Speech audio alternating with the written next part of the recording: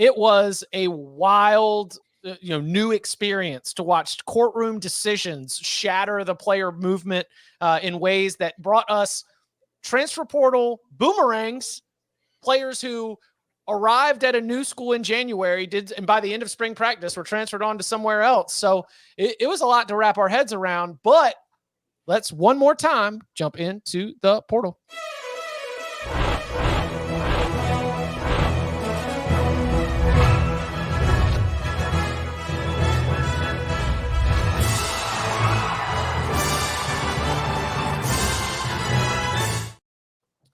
All right, DK, I'll let you get first crack at this. Either an individual player or sort of a big headline or a thought or a takeaway. What were some of the big things that stand out from this spring window? So I had a couple. Dominic Williams, who we had just talked about last week when he made the announcement to go to from TCU to Oklahoma. That was significant for a couple reasons. One, most important position on the market. Like, kind of where does that leave the teams that wanted DTs but didn't get them, like LSU, like Texas, others who got outbid for Dominic Williams. And then what it means for Oklahoma, like their investment on the defensive side of the ball. Feel like this might have been done out of, desperation is a strong word, but we're going to the SEC. We need some beef up front that can go toe-to-toe with them. Because I think that's always been, historically for Big 12 teams has been, we have the skill positions we can go toe-to-toe with, but it's that interior presence on the offensive and defensive lines. So I thought that one stood out for me. And just knowing the number or vicinity of the number that they offered, I think it kind of expressed that, the priority that they put on that before going to the SEC. Do you know the number? Pretty certain of the number. Yeah. It was a big number. Is it somewhere between like 690,000 and 710,000? I actually heard higher. So I don't know if you have better intel than I do, but I think it's pretty significant. And that's where I was kind of like, man, you spend this much on a player that's a non-quarterback, like it better be impactful. And DT2, Dominic Williams is a great second interior defensive tackle, right? Is that fair? Yeah. Do you like him better than Jermaine, the Louisville kid they took? I don't know. Like he might be DT1 for them. Yeah. That to me seems like a statement of intent. Like what's the best Brent Venables defense that you've seen? It's got 4 NFL bodies, just the build from 6 build from the defensive line out. So I definitely like that. That was definitely one of the big ones. We knew that he was going to be somebody that was coveted. That was a big get for the Sooners over the weekend. But who else from that? You've been talking about the defensive tackle market ever since the portal opened. What were some of the other big moves or developments that you saw there? Yeah, I think just to continue with Danny's point there, the D tackle market was really the big one, because there's certain positions where there's not a guy out there in the spring window. Like there was nobody at quarterback. There was really nothing special at offensive tackle. There's a lot of like decent DBs if you needed like a DB4 or perhaps a DB5. There were some nickel guys who I thought were interesting, but I mean, Williams and Harmon were two of like the real prizes out there to me. Toya going back to UCLA is, in my opinion, a really big keep for them. I like the Barrow kid that Miami got. If you look at this, there were a lot of teams out there. I chuckled pretty hard on Friday when Harmon announced to Oregon, because that was not one of the teams that was putting a lot of smoke out there about, hey, we think we're going to land Harmon, but they just went out and did the thing. And it's an excellent troll job by Dan Lanning to go out and get a position where, did Oregon want a guy? Did they upgrade? Absolutely. Was their season going to fall apart if they did not land an impact D tackle? No. But you know what? Who has he trolled recently? USC and Dion. And both those teams really, really needed an impact guy. And there just aren't other impact guys out there to go get. So excellent trolling by Dan Lanning there. And to kneecap a conference rival in USC for sure was big. I think if you're an LSU fan, you're beside yourself. Because you had, I know you had Dominic on campus, right? Yes. Mm-hmm. You whiffed on him. Like they didn't get to the Michigan State guys. At least Texas got the white kid from Arizona, who's not terrible. but like he's not a super impact guy. And LSU has 2 potential first-round offensive tackles, and they got a quarterback in Nussmeier who I think is going to be really good. And they still have a lot of talent at tight end and receiver. And what the hell are they doing? Are they going to run like a 2-6-3 defense this year? It's wild how badly LSU has failed in the transfer portal in back-to-back years, in my opinion. And that, like, there's a limited supply. This is the last chance to go get them, and they didn't do it. Can we stay there for a second? Because just to remind fans, last year, if I remember correctly, the failures were like your evaluation, right? Because they had transfer portal guys and were just unplayable. Am I remembering that correctly? And the thing is, LSU's really killing it in high school recruiting right now. Right. So I don't understand fully what the disconnect is there with the transfer process that they're doing, but it's definitely not working. Maybe they're whatchamacalliting their money for high school more than they are the transfer portal. I mean, look, after seeing Bryce Underwood 2 weekends ago, I fully understand if you're we're tapped out. Sorry. If you're allocating, yes, that will work. There we go. That was the word I couldn't think of. Whatchamacalliting. That I think that worked just as well. And there are definitely teams out there that I think kind of got stuck holding their own bag. Mm-hmm. Like I think Colorado was making a real offer at Harmon, from what I understand. I know they offered some other guys too that they didn't get. Like somebody out there who has not signed yet is going to get overpaid.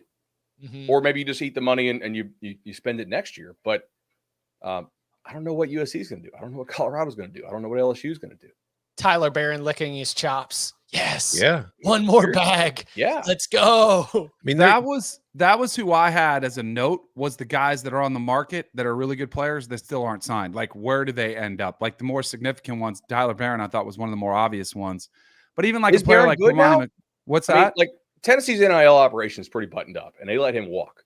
Right. And then he was at LSU, committed to Ole Miss. And he was at Louisville for a little bit. Can he? Those play are now? red flags, I think, to me as a coach. I would be like, what's happening here? Even a player like Cormani McClain, I think the market is kind of speaking volumes about what type of player he might actually be. That it's not that great for him. Who else did I have written down? Terrence Brooks from Texas on the market. Jacoby Matthews on the market. That's what Bud kind of was talking about. DBs. There's good DBs available. But I still had, like, those were kind of the other names that I saw that hadn't made a decision yet, that could still be impactful. Yeah, we talked about this, I think, last spring. But if you're in the portal and you're not like the top name that the teams are going after right away, that's not necessarily a bad thing. Because if you're a defensive tackle right now in the portal, and you haven't signed anywhere yet, and you've still got USC and LSU and all these schools who still need help, you're probably going to get paid a lot more than you would typically be, quote unquote, worth based on your performance. Absolutely. Mm-hmm. So just hold out. That's about to my be last advice. Call, man. Well, don't be scared.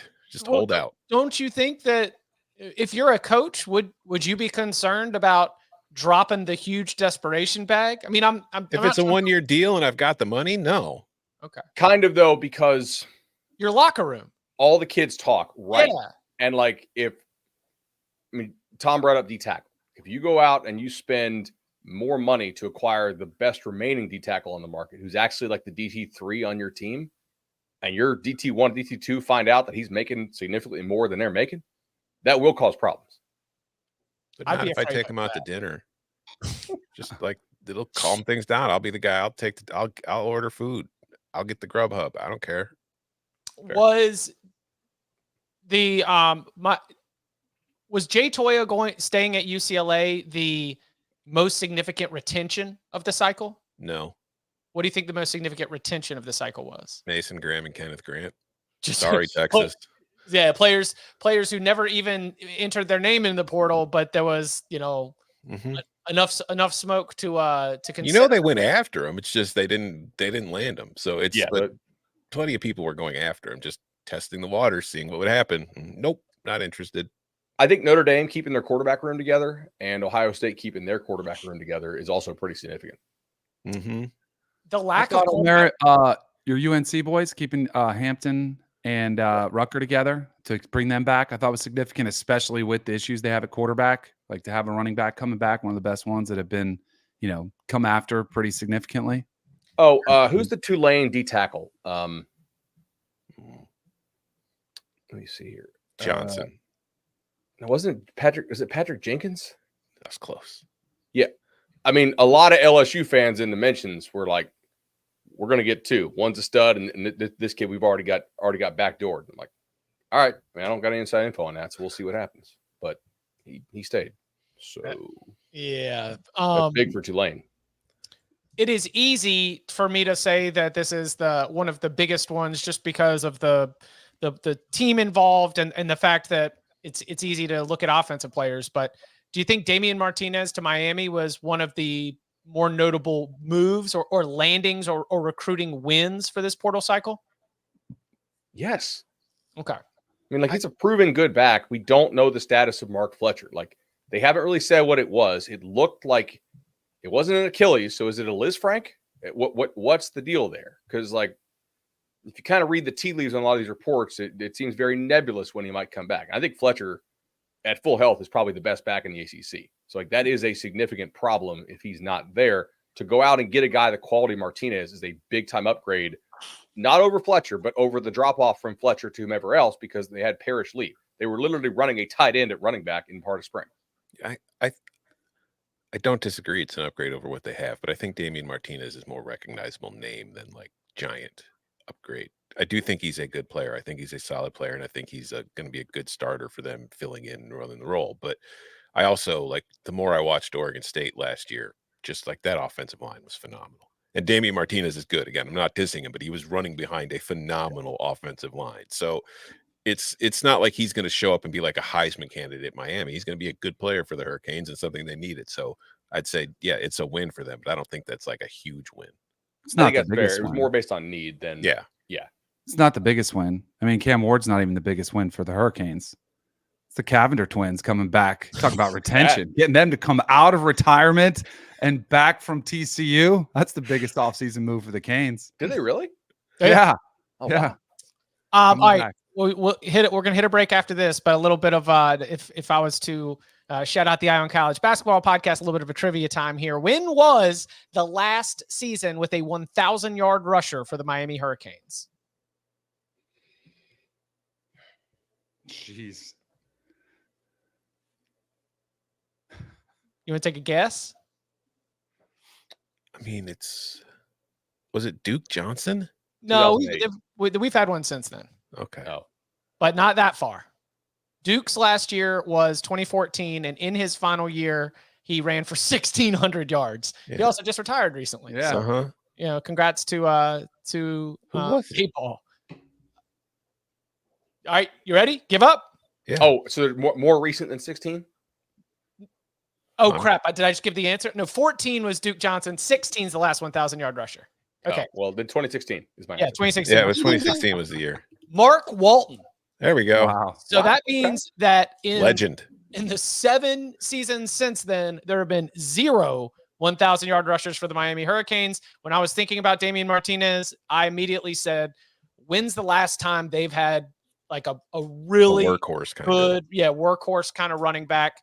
We'll see if Damian Martinez is going to snap that streak of 7 seasons. That is way too long for Miami not to have a 1,000-yard rusher. Yeah. Like, when you think of the lineage that they've had at that position over the years, that is way too long. Yeah, my thoughts exactly. What did Fletcher go for last year? Let's see. Last year, Fletcher had 514. Parrish had 625. So, I mean, if you combine them together, that's 1,000. But that's not what the question was. All right.